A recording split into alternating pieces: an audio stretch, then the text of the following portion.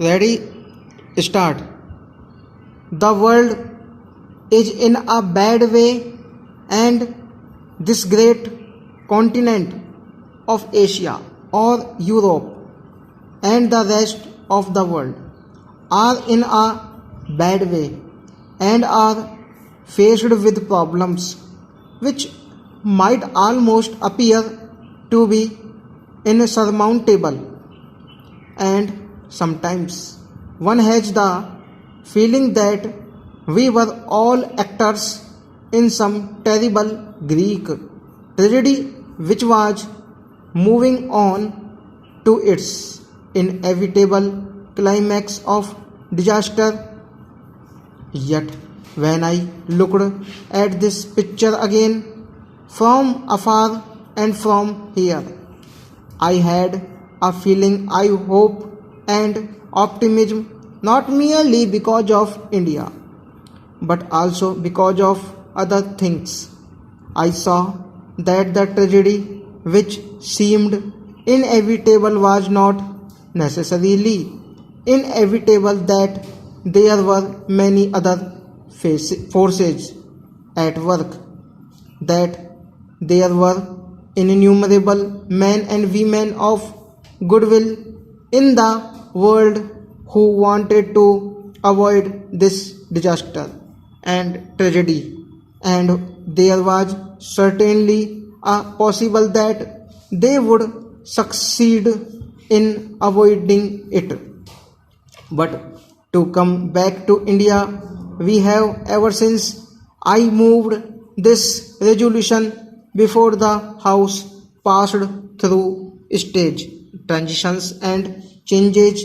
We function here far more independently than we did at that time. We function as a sovereign, independent nation, but we have also gone through a great deal of sorrow and bitter grief during this period, and all of us have been powerfully affected by it. The country for which we were going to frame this constitution was partitioned and split into two, and that happened afterwards is fresh in our minds and will remain fresh with all its horrors for a very long time to come. All that has happened, and yet in spite of all this, India has grown in strength and in freedom, and undoubtedly this growth of India, this emergence of India as a free country, is one of the significant facts of this generation, significant for us and for the vast number of our brothers and sisters who live in this country, significant for Asia and significant for the world.